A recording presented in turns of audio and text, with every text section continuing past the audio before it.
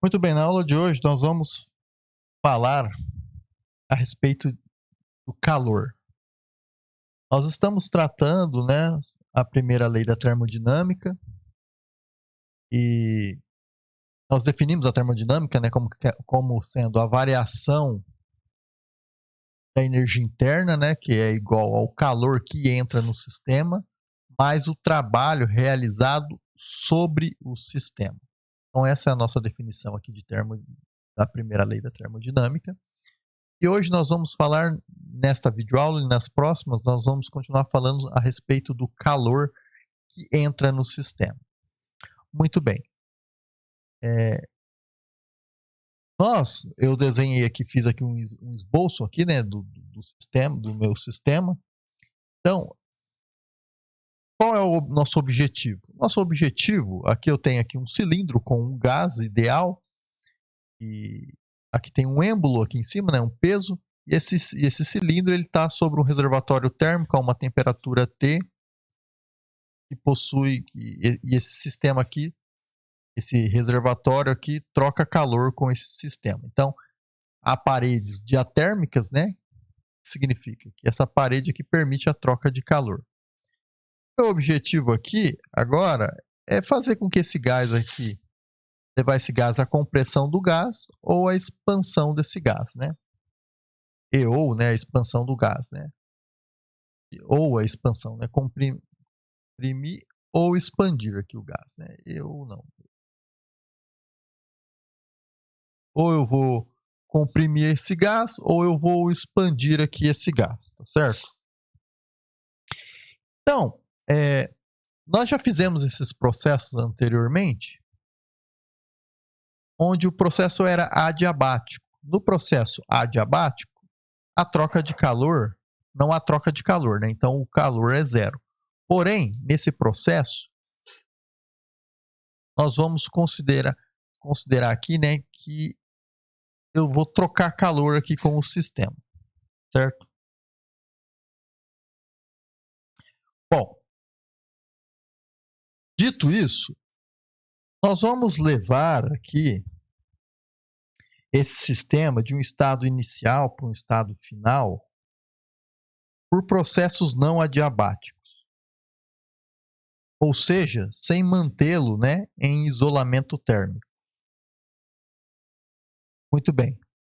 Então, nesse caso aqui, o nosso sistema ele precisa ter paredes diatérmicas, como tem aqui uma parede diatérmica, aqui também possui uma parede diatérmica. Esse sistema está em cima desse reservatório térmico, que permite aqui a passagem de calor. Então, em lugar de expandir aqui esse gás, ou comprimir o gás adiabaticamente, ou seja, sem troca de calor, nós vamos fazer isso, a gente pode fazer isso isotermicamente. Ou seja, nós vamos manter a temperatura constante. Então, aqui T é igual a constante.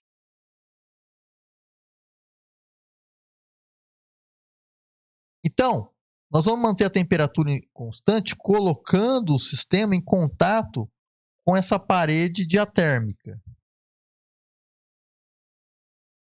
Quer dizer, a gente vai colocar o sistema que possui essa parede diatérmica em contato com esse reservatório térmico, que está a uma temperatura T aqui.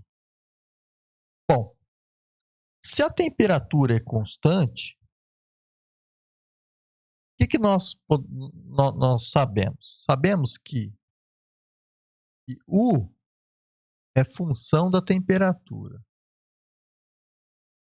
Então, daqui a gente tira aqui ΔU é igual a zero, porque a energia final vai ser igual à energia inicial. E a gente tira também, se no caso calor, que é igual à capacidade térmica multiplicado pela variação da temperatura, se a temperatura é constante, T final é igual a T inicial. Daqui a gente tira aqui calor, a variação aqui vai ser zero. Porém, trabalho, como eu estou comprimindo, ou eu estou comprimindo ou estou expandindo, a variação de volume, então o trabalho é igual a menos dV. Há trabalho. Então, o trabalho existe, tá? Trabalho pode existir. Né?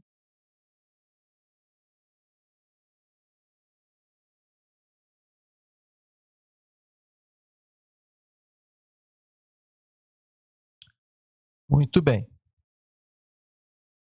que vai acontecendo? Nesse caso aqui, o movimento desse pistão aqui, na expansão ou compressão, ele está associado então a esse trabalho.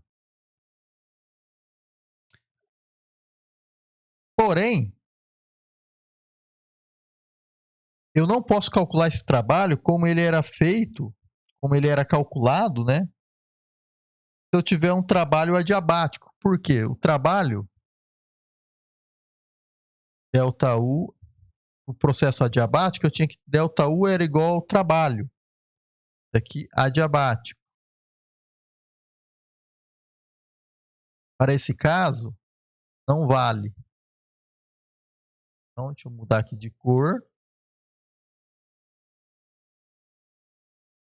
E ó, não vale. Não, não posso usar.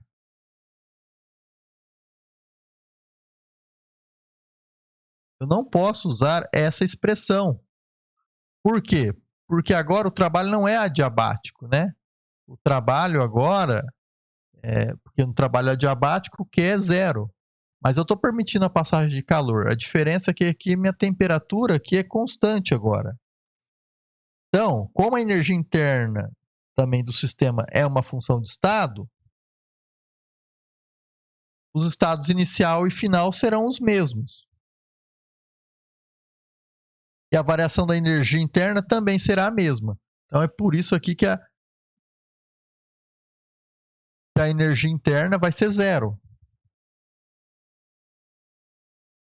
E nesse caso aqui, a variação da energia interna deixa, igual ao trabalho, deixa de valer, porque o trabalho não é adiabático. Tá? Então agora, aqui, então a expressão que nós temos aqui, o trabalho é com essa expressão aqui que nós temos que utilizar. Tá? Então aqui, quando eu tiver um sistema, estiver comprimindo ou expandindo o meu sistema a temperatura constante, ou seja, de forma não adiabática, então o meu trabalho ele está relacionado, se é não adiabático, né? Temperatura constante, então o meu trabalho, para eu calcular o trabalho, vai ser igual a menos a integral de PDV. Então, com isso aqui o ΔU é zero, o calor também vai ser zero, né, porque a variação de temperatura vai ser zero. Então, para calcular, como eu estou tendo aqui, eu posso ter um aumento do volume, né, ou uma diminuição desse volume, então eu posso calcular aqui o trabalho, e o trabalho dessa vez está relacionado com a integral, né, menos PDV.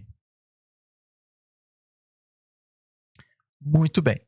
Então, para finalizar aqui essa videoaula, para não ficar muito extensa, quando eu comprimir um gás ou expandir esse gás a temperatura constante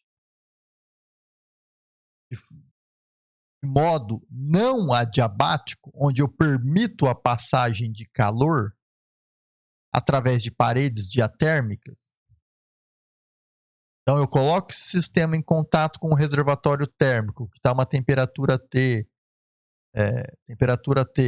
ele permite a passagem de calor, mas eu mantenho a temperatura, porém esse processo é não adiabático, a minha variação da energia interna vai ser zero, porque a energia final vai ser igual à energia inicial. O calor, como depende da variação da temperatura e a temperatura é constante, então vai ser zero. Porém, a expansão aqui, né, ou a compressão desse gás, ela está relacionada com o trabalho, porque se tem variação de volume, tem trabalho. Então, o trabalho, eu tenho que calcular a integral de menos PDV, certo? Lembrando, novamente, que esse processo está feito de forma lenta, tá? De modo que eu não estou... quando eu coloco esse sistema aqui nesse reservatório térmico, não há variações. As variações que acontecem, tudo acontece de forma muito lenta, nada acontece rapidamente, é tudo de forma infinitesimal. Apesar de eu não ter usado aqui infinitésimos, né, ter colocado aqui variações, mas tudo está acontecendo de forma infinitesimal, certo? Então, essa videoaula é isso. No próximo vídeo vou ainda continuar falando de calor. Até a próxima, valeu!